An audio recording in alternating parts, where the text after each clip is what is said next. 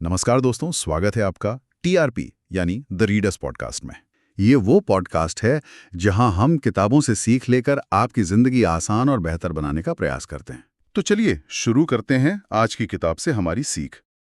आज हम कुछ ऐसे विचारों की गहराई में उतर रहे हैं जिन्होंने दुनिया भर में काफी हलचल मचाई है। हाँ, बिल्कुल। हमारे पास रोंडा बर्न की किताब द सीक्रेट के कुछ अंश हैं और ये अंश दावा करते हैं कि जीवन का एक महान रहस्य है जिसे प्लेटो से लेकर आइंस्टाइन तक मतलब कई महान हस्तियों ने समझा और इस्तेमाल किया, ऐसा कहा गया है। जी, स्रोत तो यही बताते हैं। इन स्रोतों का कहना है कि यही रहस्य जीवन में सफलता, स्वास्थ्य और खुशी का एक तरह से मूल है।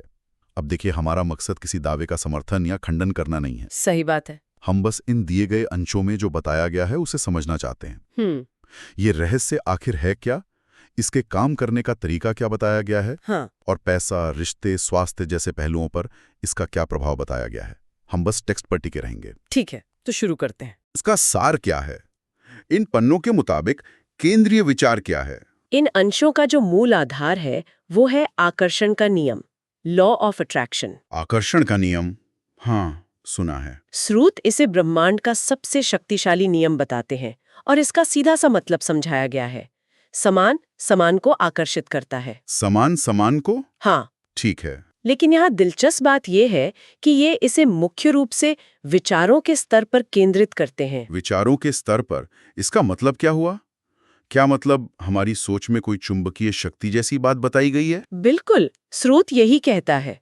वो विचारों को एक आवृत्ति या फ्रीक्वेंसी वाली चुंबकीय इकाई मानते हैं। आपके विचार एक सिग्नल भेजते हैं। अच्छा। और उसी तरह की चीजें आपकी ओर खींचती हैं। जॉन असराफ के शब्दों में कहें तो हम सब एक चुंबक की तरह हैं जो अपनी इच्छाओं को अपनी ओर खींच रहे हैं। और माइक जूली का वो कथन भी है, विचार चीजें बन जाते हैं, थॉट्स बिकम थिंग्स।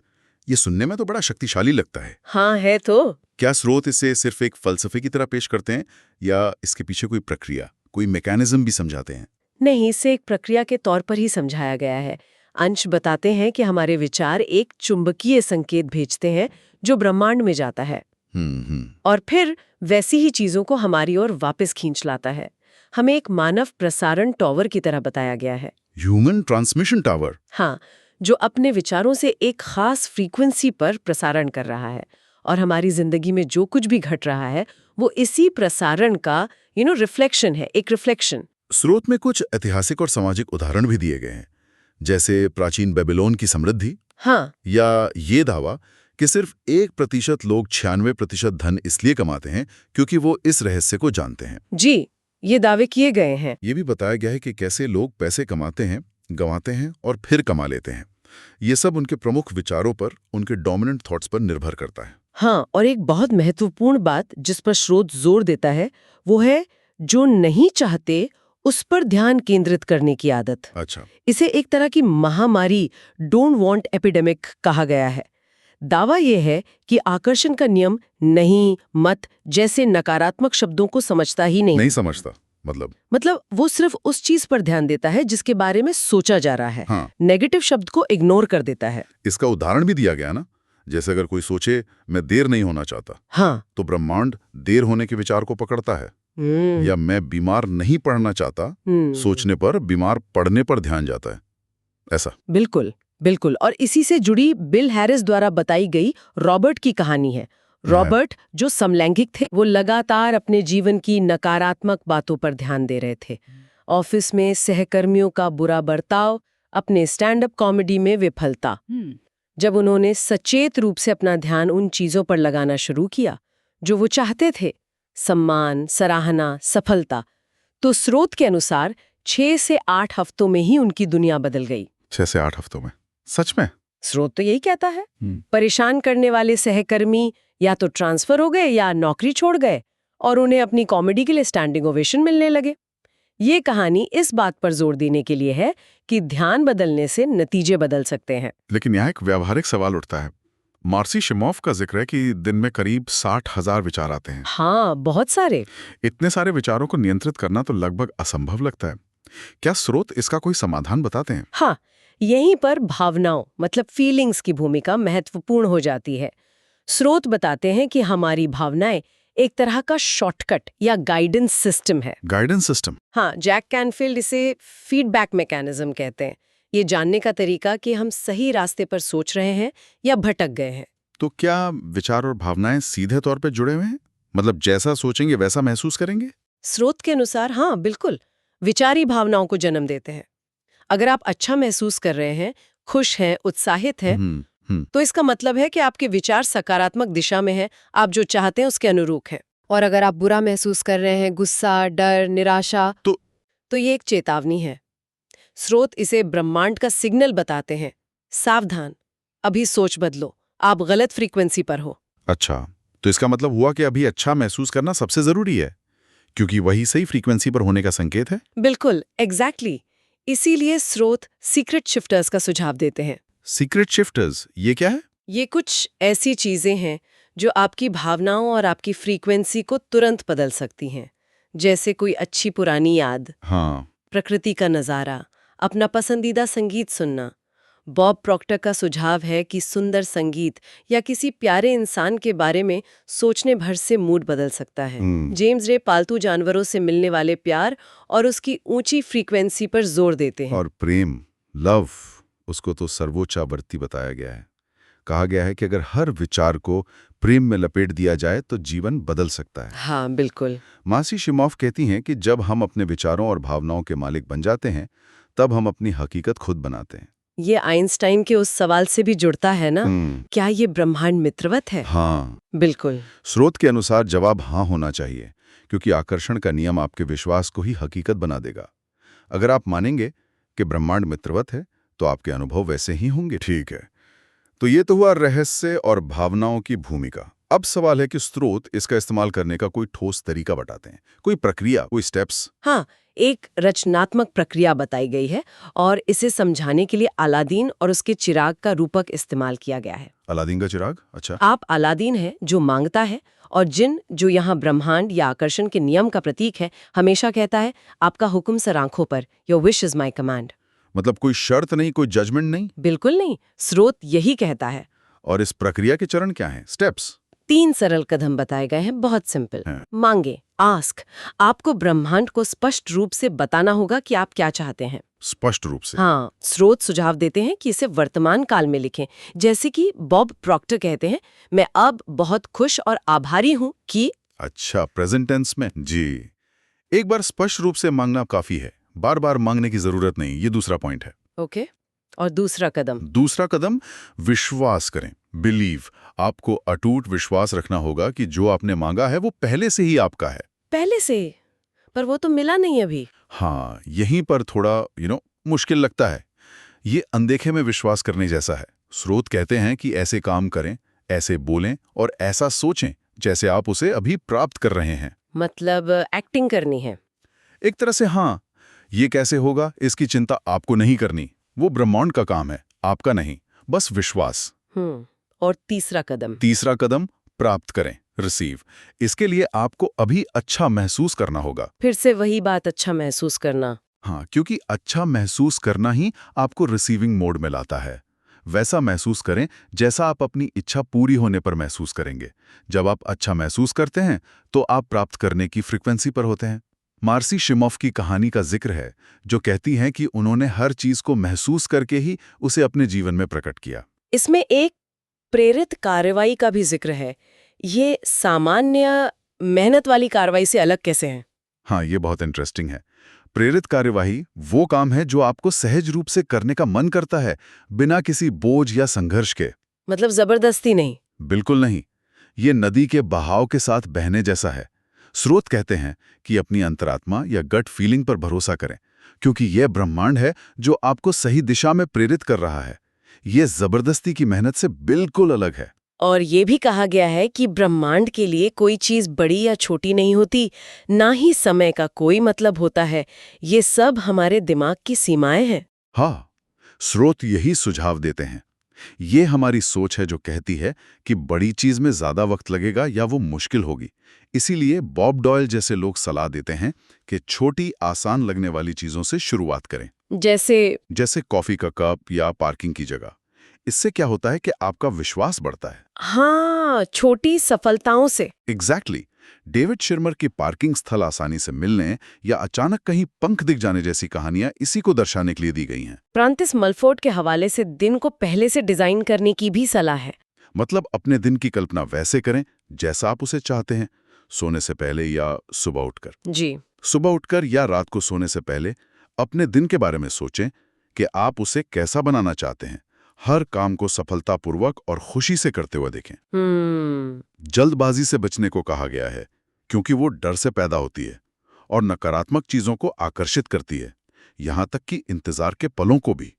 जैसे लाइन में लगे हैं, हाँ, तो उसे भी अपनी इच्छाओं की कल्पना करने के लिए इस्तेमाल करने का सुझाव है। अच्छा, स्रोत कुछ और शक्तिशाली तकनीकों या प्रक्रियाओं का भी उल्लेख करते हैं जिनसे इस नियम को लागू करने में मदद मिल सकती है।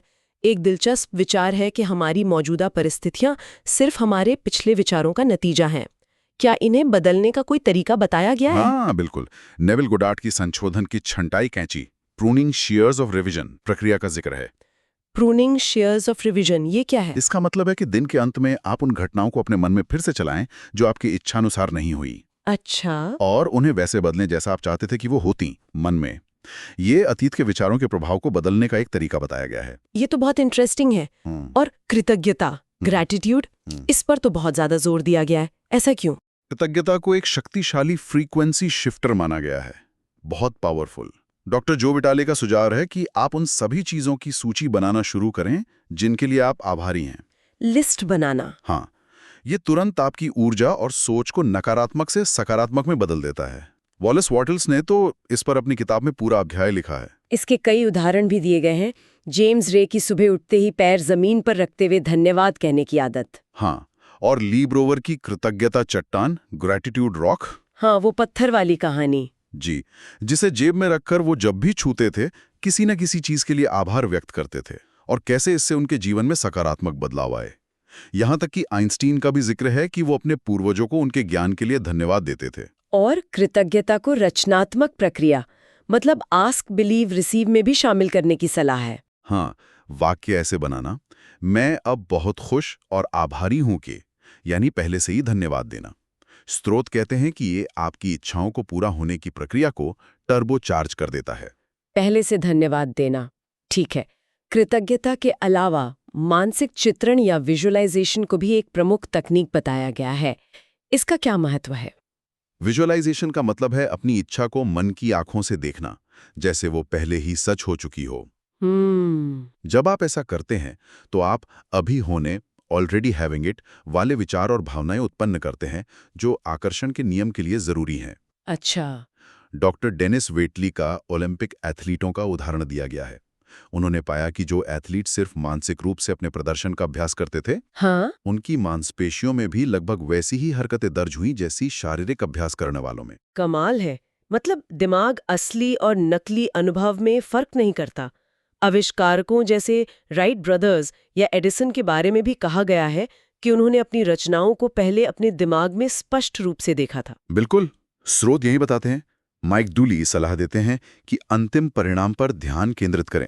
जैसे अगर नई कार चाहिए तो अपने हाथों को उसके स्टीयरिंग व्हील पर महसूस करें, उसकी खुशबू महसूस करें। ओके।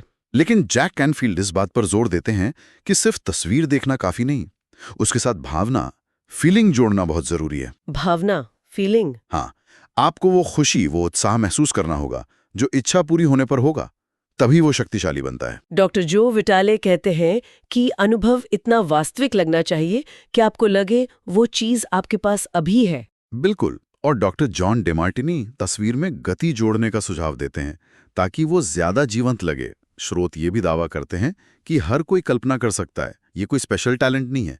जैसे हम सब अपनी रसोई की कल्पना कर सकते हैं वैसे ही हाँ, ये तो कर सकते हैं। जॉन असराफ की विजन बोर्ड वाली कहानी काफी प्रभावशाली है। हाँ, वो घर वाली कहानी है ना। जी, उन्होंने अपने सपनों के घर की तस्वीरें एक बोर्ड पर लगाईं और सालों बाद जब वो एक घर खरीदकर उसमें सामान शिफ्ट कर रहे थे तो उनके बेटे को वही पुराना विजन बोर्ड मिला और उस पर वही घर था, हूबहू वही घर जिसे उन्होंने अनजाने में खरीद लिया था। स्रोत इसे आकर्षण के नियम के प्रत्यक्ष प्रमाण के तौर पर पेश करते हैं।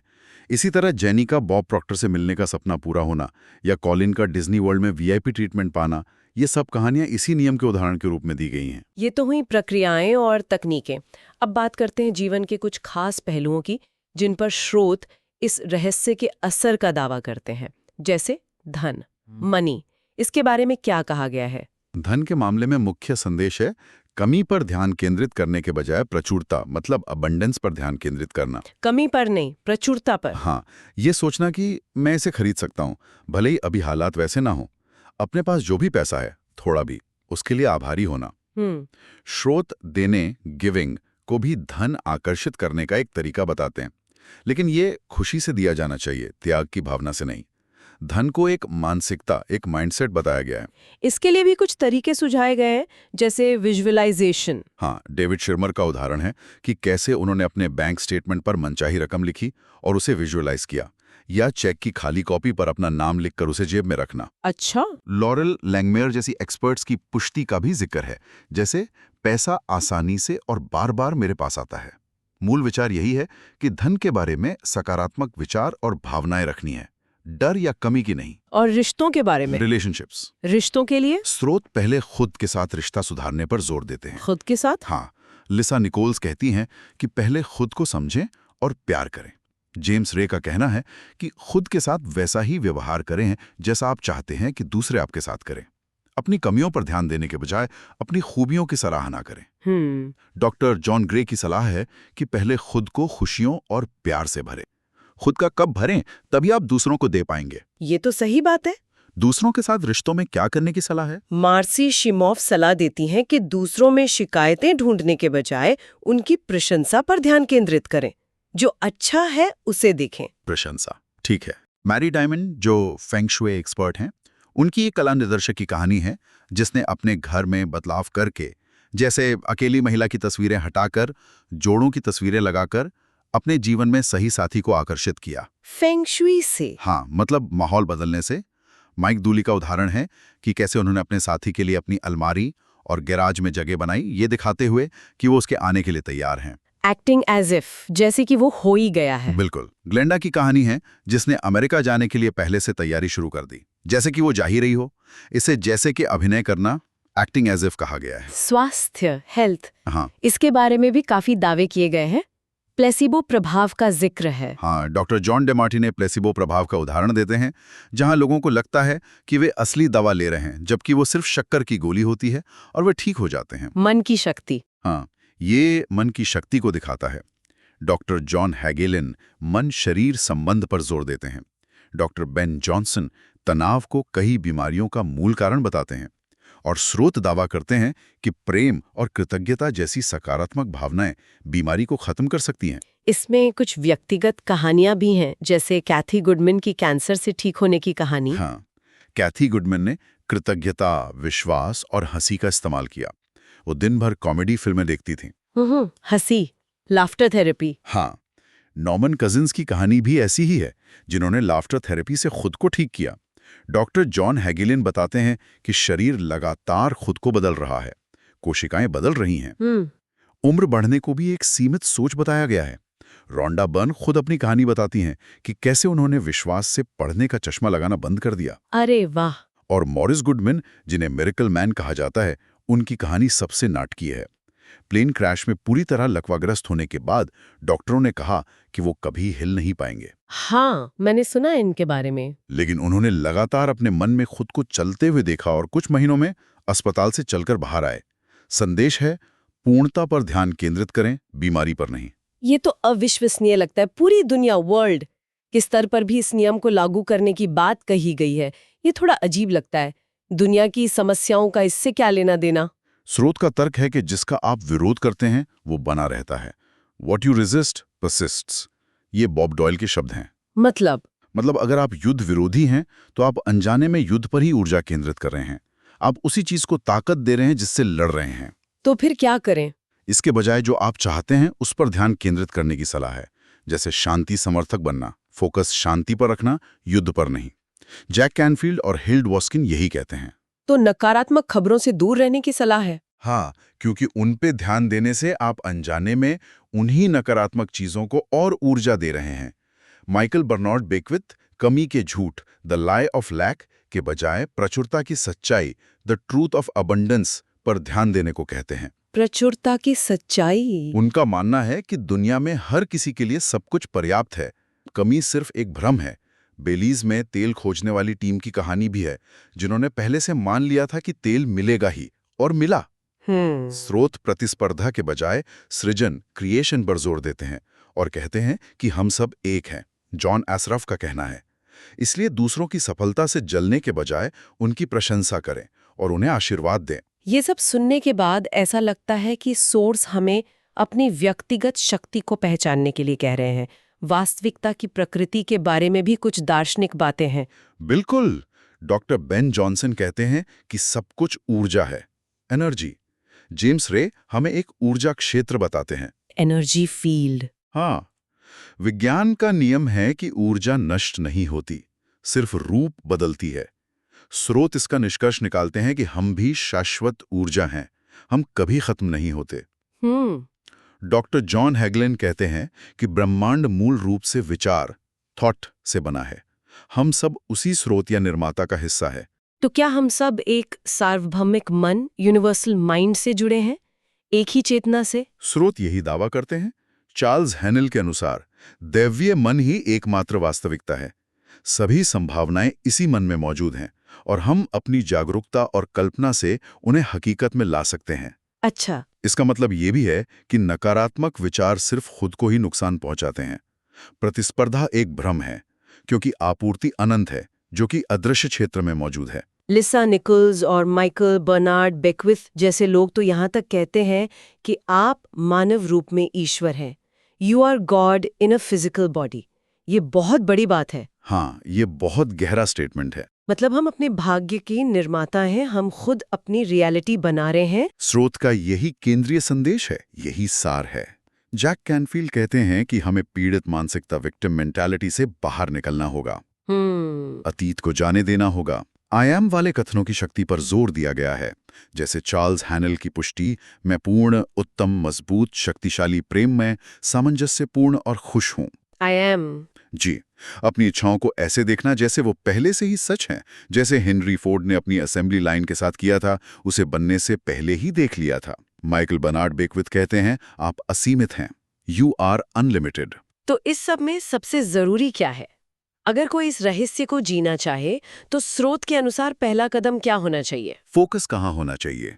जागरूकता, अवेयरनेस, वर्तमान क्षण में जीना, वर्तमान में रहना। हाँ, माइकल बर्नार्ड बेकविथ का एक मंत्र है, याद रखना, याद रखें। Remember to remember. हाँ, यानी बार बार खुद को जागरूक अवस्था में लाना।